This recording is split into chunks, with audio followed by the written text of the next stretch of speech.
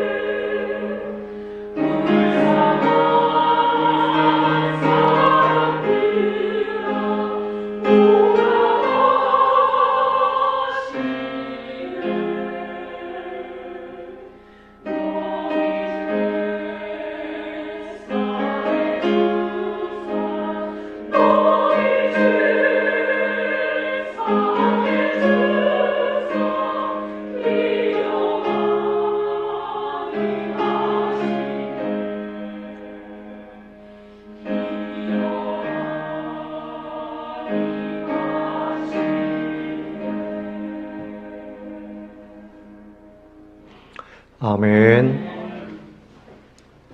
오늘 예배에 나오신 여러분 주님의 이름으로 환영하고 축복합니다.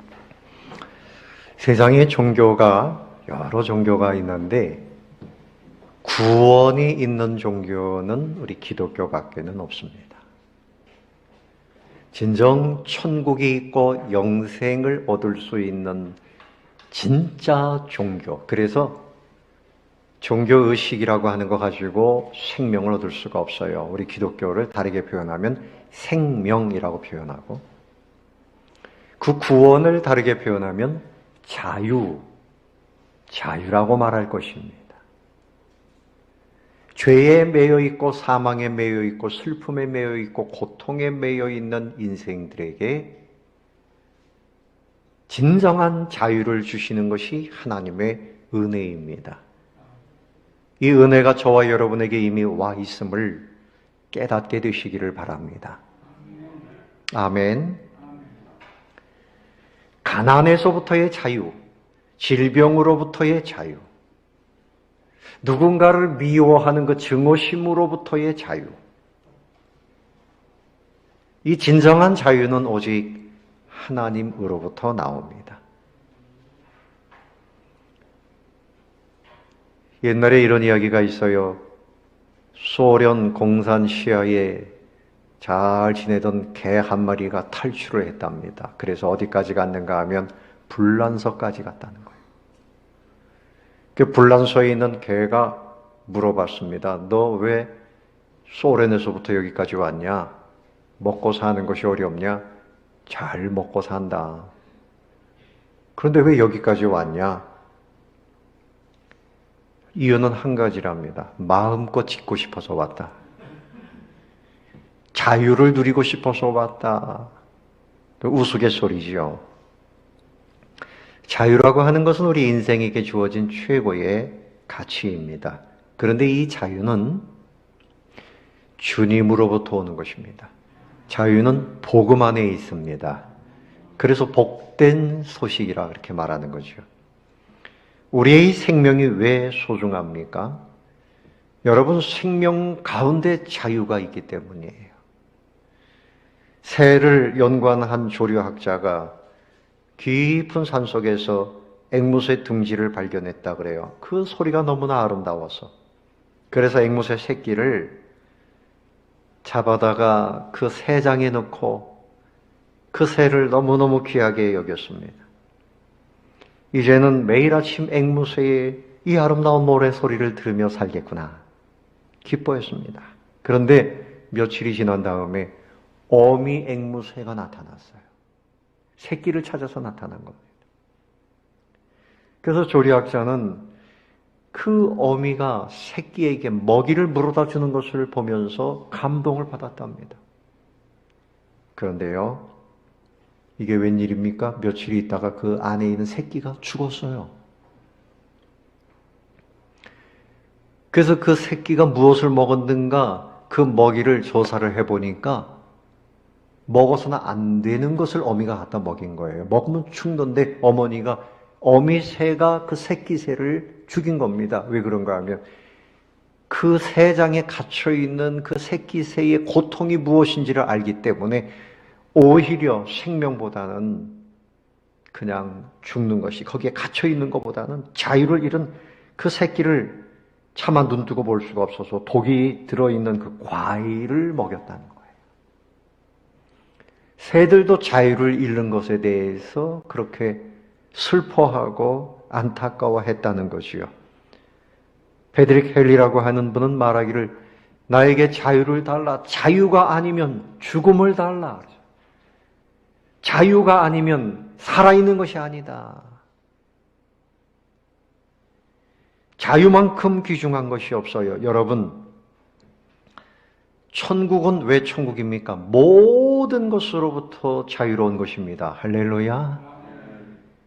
죽음의 매임이 없습니다. 슬픔이 없습니다. 두려움이 없습니다. 가난함이 없습니다. 마음에 나를 고통스럽게 하는 사람도 없습니다. 천국은 자유입니다. 진정한 자유와 기쁨이 있는 것입니다.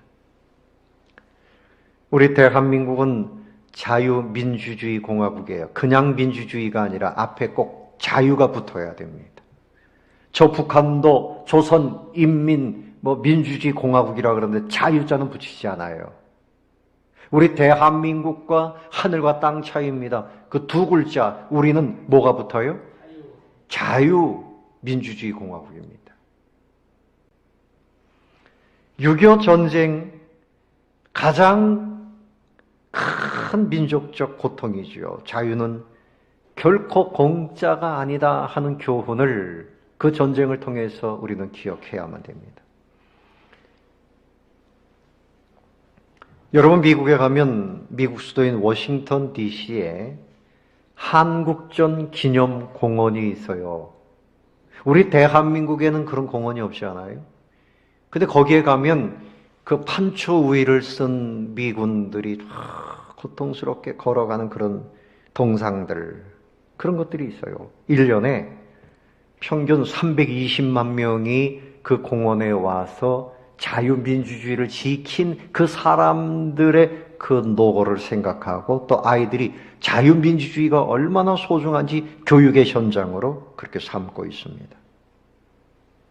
근데 거기에 뭐라고 새겨져 있는가 하면 우리 미 합중국은 조국의 부름을 받고 한 번도 만나지 못했던 사람들, 전혀 알지도 못했던 나라, 대한민국이죠. 그들의 자유를 위하여 달려갔던 자랑스러운 우리의 아들, 딸들에게 경의를 표한다. 이렇게 돼 있고 그 아래 은색 글씨로 선명하게 이렇게 써 있습니다. 자유는 결코 공짜가 아니다. 이 자유를 위해서 미군들이 대한민국에 와서 희생한 사람들이 54,246명, 5만 명이 넘어요. 한국군을 포함해서 유엔군 사망자가 62만 8천 명이 넘어요. 부상자 미군만 10만 명이 넘고 유엔군 전체 106만 명이 넘는 사람들이 부상을 당했어요. 미군 실종자가 8,177명, 유엔군 실종자가 47만 명. 이때 이 전쟁에서 아이젠하워 미국 대통령의 아들도 이 땅에 와서 죽었어요. 대통령의 아들. 벤프리트 장군의 아들도 이곳에 와서 죽었고 클라크 유엔군 사령관도 이곳에 와서 아들이 죽었어요. 워커 중장 자식과 함께 참전했다가 전사했어요. 피를 흘리고 우리 대한민국에 무엇을 지켰습니까? 자유를 지킨 것입니다. 그런데 여러분, 그 자유 대한민국이 전쟁 이후에 자유를 가지게 되니까 세계적으로 200개 국가가 되는데 그 중에 제12의 무역 대국이 됐다는 사실, 자유가 있기 때문입니다. 얼마나 잘 살고 있어요? 우리나라 현재 이 자동차 대수가 2,300만 대 정도 된대요. 한 집에 하나가 아니라 한 집에 2대 혹은 3대씩도 있어요. 평균 수명이 여자는 82.4세, 남자는 75.7세. 얼마나 잘 살고 있습니까? 자유가 있으면 행복을 누리면서 더 복된 삶을 살게 되는 거죠. 루즈벨트 대통령은 자유는 4가지를 갖춰야 된다. 4가지 자유. 신앙의 자유. 첫 번째가 신앙의 자유. 그 다음에 언론 출판의 자유. 공포로부터의 자유. 궁핍으로부터의 자유. 그것을 말했어요. 심리학자는 빅터 프랭클린이라고 하는 사람은 2차 대전 때 나치 독일에 의해서 감옥살이를 했어요. 근데 그 사람이 유태인이라고 하는 그 이유 때문에 거기서 갇혀서 대부분 사람들이 죽어가는데 이분은 거기서도 소망을 품고 나는 이곳에서 나가서 내가 더 멋진 삶을 살 것이다. 이 정신적인 자유를 가지고 그래서 눈이 반짝반짝하고 매일 유리 조각으로 면도를 퍼렇게 하면서 정신적인 자유를 가지고 살았다는 거지요. 근데 참 그 유태인들이 가스실에서 죽어갈 때 몸이 약하고 곧 죽을 사람들도 죽이는데 이 사람은 눈이 반짝반짝하고 뭐 얼굴이 그냥 빛이 나니까 이 사람들 계속 제껴놓은 거예요. 정신적 자유를 가지고 나는 살았다. 그 사람도 역시 하나님을 믿는 믿음이 있었던 거죠. 찰스 킬링스라고 하는 사람은 자유 중에 진짜 자유가 있고 거짓된 자유가 있다 그랬어요. 거짓된 자유는 뭐냐? 자기가 하고 싶은 것을 하고 싶은 자유. 그것이 거짓된 자유라는 거예요. 내가 하고 싶은 대로 하는 것이 진짜 자유가 아니라는 겁니다. 내 마음대로 하는 것이 자유가 아니라는 거예요. 오늘 말씀을 보십시오. 여러분, 자유는 뭡니까? 32절에 다 같이 읽어봅시다. 진리를 알지니 진리가 너희를 자유롭게 하리라. 여러분, 사람들은 거짓된 자유를 희망하고 살아요. 내 마음대로 살고 싶어 해요. 사탄이 아담과 하와에게 와서 미혹했습니다. 하나님께서는 선악을 알게 하는 나무의 실과를 먹지 말아라. 그것만 먹지 않으면 너희들이 이 에덴 동산에서 자유롭게 그리고 영원토록 잘 살게 될 것이다. 그랬지만 사탄이 와서 뭐라고 미혹했습니까? 네 마음대로 해라. 네가 하고 싶은 대로, 그리고 이 선악을 알게 하는 나무의 실과를 따먹어라. 네 뜻대로 한번 살아봐라. 그렇게 거짓말을 했어요. 그 유혹에 넘어갔습니다. 그래서 선악과를 따먹었더니 자유롭게 됐습니까? 두려움이 찾아왔어요. 고통이 찾아왔어요. 에덴 동산에서 쫓겨났습니다. 그리고 그들에게 죽음이 찾아왔어요. 그 이후에 모든 인류가 두려움과 슬픔과 고통에 매이고 마지막에는 죽음에 떨어지게 되었습니다. 거짓은 자유를 박탈합니다. 자유는 진리 안에 있음을 기억하시기를 바랍니다. 그래서 야고보서 1장 14절에 사람들이 왜 미혹당하느냐? 왜 시험에 빠집니까? 여러분 중에 살면서 사기를 당하신 분들도 있을 거예요. 예? 당신 100만 원만 투자하면 매달 50만 원씩 법니다. 그러면 100만 원 투자하면 매달 50만 원씩 준다 그러는데 빨리 가서 투자해야 되겠다. 그러다가 사기당하는 경우가 있죠. 예를 들면 그겁니다. 왜 그렇습니까? 탐심 때문에 그래요. 정신 차려! 그래도 정신 못 차립니다. 욕심이 들어가면 미혹당하게 돼 있어요. 야고보서 1장 14절에 오직 사람이 시험을 받는 것은 자기 욕심에 끌려 미혹됨이니, 자기 욕심대로 사는 것이 자유가 아닙니다. 욕심대로 가면 어떻게 됩니까? 욕심이 잉태한 즉 뭐를 낳고? 죄를 낳고, 죄가 장성한 즉 사망을 낳느니라. 욕심으로 자유를 얻는 것이 아니라 하나님의 진리 가운데 순종할 때 자유가 있다는 사실을 잊지 마시기를 바랍니다. 그래서 욕심이라고 하는 것은요, 다르게 표현하면 충동, 욕망, 갈망 이런 겁니다. 쾌락에 대한 충동, 이런 거예요. 그러나 그 욕심 뒤에 따라오는 것이 슬픔과 두려움, 고통입니다. 하나님의 음성을 듣고 평안하게 살던 아담과 하와가 범죄한 이후에는 하나님의 음성을 들으니 두려워서 나무 뒤에 숨었어요. 창세기 3장 10절에서 내가 하나님 음성을 듣고 두려워서 숨었나이다. 하나님의 음성이 우리에게 얼마나 달콤하고 행복하게 하는 음성입니까? 자기 욕심 따라 죄를 지으면 하나님의 말씀이 점점 더 싫어지는 거예요. 사단의 전략은 우리 인생들에게서 자유를 빼앗아가는 겁니다. 하나님 안에서 누리는 이 자유와 평안과 기쁨을 빼앗아갑니다. 누가요?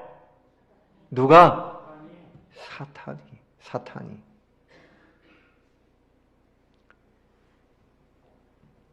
구원이라고 하는 것은 이 모든 슬픔과 매여있는 고통에서부터 진정한 자유를 주시는 거예요. 누가 우리를 자유케 합니까? 36절 봅시다. 그러므로 누가? 아들이 누구지요? 그렇죠. 예수님이죠. 아들이 너희를 자유롭게 하면 너희가 참으로 자유로우리라. 하나님은 우리에게 자유를 주시기 위해서 예수님을 이 땅에 보내시고 사망, 권세, 모든 슬픔, 고통, 가난, 모든 것들 다 끊어내시기 위해서 예수님이 십자가에서 죄값을 받으신 거예요. 자유하리라. 누구 때문에? 예수님 때문에 자유가 왔음을 믿으시기 바랍니다. 믿어야 돼요. 돈에 매여 살면 안 돼요. 사람에게 매여 살면 안 돼요. 주님 안에서 자유로운 삶을 살아야 돼요. 주님의 은혜로 살아야 돼요. 성령님은 자유의 영입니다. 성령님은 자유케 하시는 영이에요. 성령의 감동을 받으면, 그리고 하나님의 음성을 듣고 그러면 상처와 슬픔 속에 쌓여있던 사람들이 자유를 얻어요. 요즘에 우리가 저녁마다 다니엘 기도회 스마트폰을 보면서 여러분 참여하고 있잖아요. 그 중에 권호 교수라고 하는 분이 어릴 때 가난해서 놀림받고 못생겼다고 놀림받고 공부 못한다고 놀림받고 그랬는데 그것이 마치 유리 조각이 이 마음에 박혀 있는 것처럼 박혀 있었다는 거지요. 고등학교 때 친구들에 의해서 억지로 교회 수련회에 갔는데 갑자기 성령께서 오셔서 그의 마음을 녹이신 거예요. 잘 왔다. 내가 너를 알고 있다. 내가 너를 사랑한다. 그 말씀에 마음이 녹아지고 부서지고 통곡을 하면서 하나님 앞에 기도하고, 그런데 그분이 고백하는 것은 그때 그 마음속에 박혀있던 그 유리조각 같은 그 비수와 같은 것이 다 빠져나가고 새 인생이 됐습니다 라는 고백을 하는 것을 들어보았습니다. 여러분들도 주님을 만나고 주의 은혜 속에서 그런 경험들을 하셨을 거예요. 성령님은 말씀과 함께 우리를 자유케 하시는 분인 것을 믿으시기 바랍니다. 성령님 안에 자유가 있어요. 그래서 자유를 말할 때 사람들은 말합니다. 내가 왜 자유를 필요로 합니까? 여러분 32절 보세요. 진리를 알지니 진리가 너희를 자유롭게 하리라. 그랬더니 33절 그들이 대답하되 우리가 누구의 자손이라?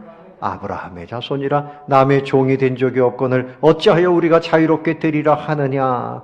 예수께서 대답하되 진실로 진실로 너희에게 이르노니 뭐를? 죄를 범하는 자마다 죄의 종이라. 죄를 범하는 자마다 다 죄의 종이라. 이 땅에서 재물이 있어도 권세가 있어도 아무리 본인은 잘났다고 해도 죄의 문제를 해결하지 못하는 사람은 죄의 종으로 삽니다. 슬픔의 종으로 삽니다. 두려움의 종으로 삽니다. 그리고 마지막에는 지옥에 떨어지고 마는 것입니다. 여러분, 죄로부터 자유케 하시는 주님의 은혜를 믿으시기 바랍니다. 주님의 십자가는 우리 인생들을 모든 죄의 권세, 사망 권세, 지옥 권세로부터 자유케 하시는 거예요. 이것을 위해서 우리 예수님께서 십자가를 지신 줄로 믿으시기를 바랍니다.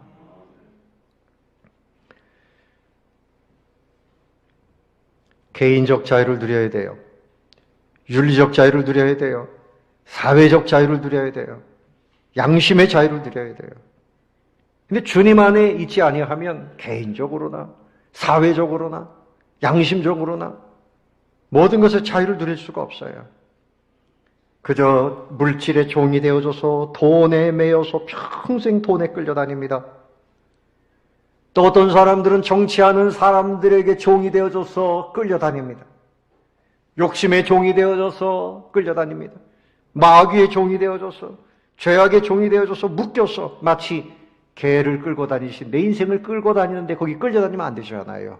우리는 주님 안에서 자유인이 되었다는 사실을 믿게 되시기를 바랍니다. 하나님이 우리에게 주시는 선물 중에 가장 큰 선물은 자유의 선물이에요. 에밀 브루노는 말하기를 인간은 자유롭다. 그러나 그 자유는 언제 누리는가? 하나님께 매여 있을 때 자유를 누린다. 누구에게 매여 있을 때? 하나님께 매여 있을 때. 여러분, 거꾸로 가는 겁니다. 자, 나라에도 법이 있잖아요. 자동차가 가는데 신호등이 파란불일 때 갑니다. 또 빨간불이면 어떻게 해야 됩니까? 잘 몰라요, 여러분. 빨간불이면 어떻게 해야 돼요? 서야 됩니다. 그런데 빨간불인데도 상관없이 그냥 달리고 중앙선 침범해서 가면 본인도 죽고 다른 사람도 죽이고 여러 가정의 고통이 찾아오는 겁니다. 법이라고 하는 것은 그 법 안에서 질서와 자유를 누리라는 거예요. 그런데 여러분, 사단은 법 없이 살아라, 네 마음대로 살아라, 하나님의 말씀을 떠나라, 끊임없이 그렇게 이야기합니다. 교회 안에도 법과 질서가 있잖아요. 예배 시간이 있잖아요. 11시인데 여러분 마음대로 뭐 오후 1시에 와가지고 예배 왜 안 드리냐고 해도 소용이 없잖아요. 정해진 시간이 있잖아요. 정해진 시간. 그렇잖아요. 그러니까 교회 안에서도 나에게 맡기신 직분, 또 성도로서의 그 본분, 그것을 우리가 잘 감당할 때 교회가 은혜가 넘치고 자유가 있고 평화가 넘치는 거예요. 가정도 마찬가지입니다. 근데 여러분, 더 중요한 것은 하나님의 말씀에 순종할 때 진정한 자유를 누리는 겁니다. 하나님의 말씀에 매이시기를 바랍니다. 아멘. 하나님의 말씀으로부터 멀어지면 오히려 고통이 찾아오고 두려움이 찾아오고요. 슬픔이 찾아오는 거예요. 에덴 동산에서 이렇게 자유를 뺏겼잖아요. 누구에게 속았습니까? 누구에게 속았어요? 마귀에게 속은 겁니다. 거짓에는 슬픔과 두려움과 고통이 있는 거예요. 진정한 자유는 진리 대신 예수님을 믿고 그분의 말씀 안에 거할 때 진정한 자유를 누린다는 사실을 여러분 기억하시기를 바랍니다. 예수님은 우리를 자유케 하시는 분인 것을 믿으시기 바랍니다. 예수님을 믿으면 모든 슬픔, 모든 두려움, 모든 근심, 걱정이 끊어져 나갑니다. 그러므로 두 번째로 자유를 누립시다 하는 것입니다. 따라해 봅시다. 자유를 누리십시오. 여러분 자유를 주셨는데 누려야지요. 할렐루야. 자유를 누려야지요. 어떤 행인이 무거운 짐을 들고 철길을 걸어옵니다. 그러다가 영무원을 만났어요. 영무원을 만나가지고 영무원이 물어봅니다. 어디로 가십니까? 그랬더니 부산까지 갑니다. 아니 부산까지 가는데 어떻게 이렇게 철길로 걸어갑니까? 이렇게 따라가면 안 됩니다. 예? 이렇게 가면 기차를 만나고 그러면 기차 때문에 오히려 사고도 나고 큰일 납니다. 그랬더니 이 짐을 들고 있는 이 행인이 하는 말이 뭔가 하면 나도 권리가 있습니다. 아, 무슨 권리요? 나도 기차표를 샀습니다. 아니 기차표를 샀으면 기차를 타셔야지. 기차를 타면 편안하게 갈 텐데 기차표는 사가지고 짐을 짊어지고 걸어서 가고 있단 말이죠. 무슨 얘기입니까? 바로 우리들의 모습을 말하는 거예요. 주님이 당신의 피를 흘리시고 우리에게 대단한 권리, 자유를 주셨건만 여전히 짐을 짊어지고 뭔가 염려와 근심과 두려움과 그 모든 것을 그대로 짊어지고 그렇게 살아가고 있는 우리의 모습을 말하는 겁니다. 우리는 주님 안에서 자유의 티켓을 산 줄로 믿으시기 바랍니다. 마태복음 11장 28절에 수고하고 무거운 짐진 자들아 뭐라 그랬어요? 다 내게로 오라. 내가 너희를 쉬게 하리라. 자유를 말씀하는 겁니다. 바리새인들이 그들이 주님이 주신 자유를 모르고 율법대로 살아서 그러면서 예수님을 주님으로 믿지 못하고 예수님을 배격하고 십자가로 몰아가고 자기들이 새로운 자유를 얻어보겠다고 노력했어요. 그렇게 해서 되는 것이 아닙니다. 자유는 내 노력으로 되는 것이 아니고 주님을 믿으면서부터 오는 것입니다. 주님 안에 자유가 있음을 믿으시기 바라요. 또한 성령이 우리를 자유케 하신다 그랬지요. 고린도후서 3장 17절에 주는 영이시니 주의 영이 계신 곳에는 자유함이 있느니라. 주의 영은 성령님을 말씀합니다. 성령의 은혜가 넘쳐나면 근심이 사라져요. 두려움이 사라져요. 잘못된 습관이 사라져요. 자유함을 누리게 되는 것입니다. 따라해 봅시다. 성령님, 나를 자유하게 하소서. 늘 자유를 누리지 못해요. 집사님 어떻게 사십니까? 아유, 요새 힘들어요. 10년 전이나 지금이나 맨날 그 소리예요.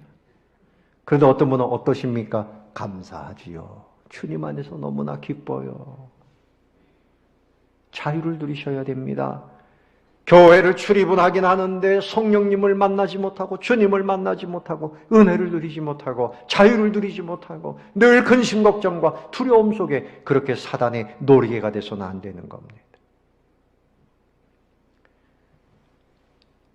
이사야 61장 1절에 보면 주 여호와의 영이 내게 내리셨으니 이는 여호와께서 내게 기름을 부으사 가난한 자에게 아름다운 소식을 전하게 하려 하심이라. 나를 보내사 마음이 상한 자를 고치며 포로된 자에게 자유를 그랬어요. 성령님이 오시고 말씀을 우리에게 주시는 것은 자유를 주시는 겁니다. 자유를 주시는 거예요. 세상이 주지 못하는 자유는 교회 안에 있습니다. 주님 안에 있습니다. 누리시기를 바랍니다. 자, 그래서 오늘 31절을 다시 보세요. 그러므로 예수께서 자기를 믿은 유대인들에게 이르시되 너희가 내 말에 뭐하면? 거하면.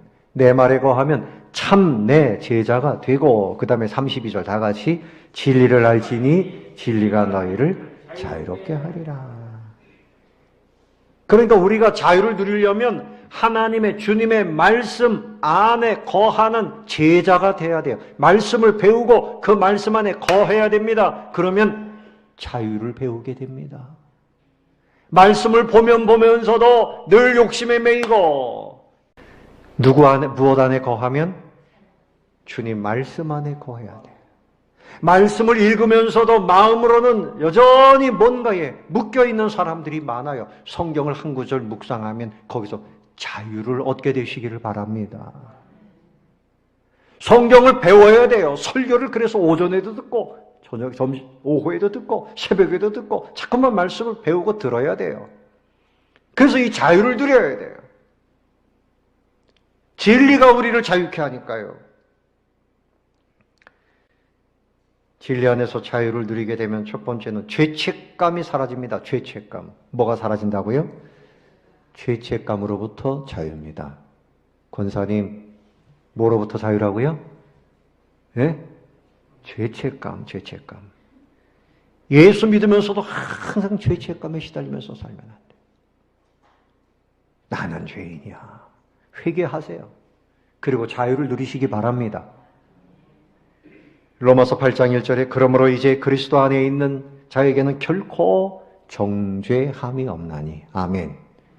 예수님 안에 있는 사람은 누구도 정죄 못합니다. 사단은 우리에게 너 죄인이지. 그러나 우리는 예수님이 나의 죄를 대신 해결해 주셨다. 사단아 물러가라. 할렐루야.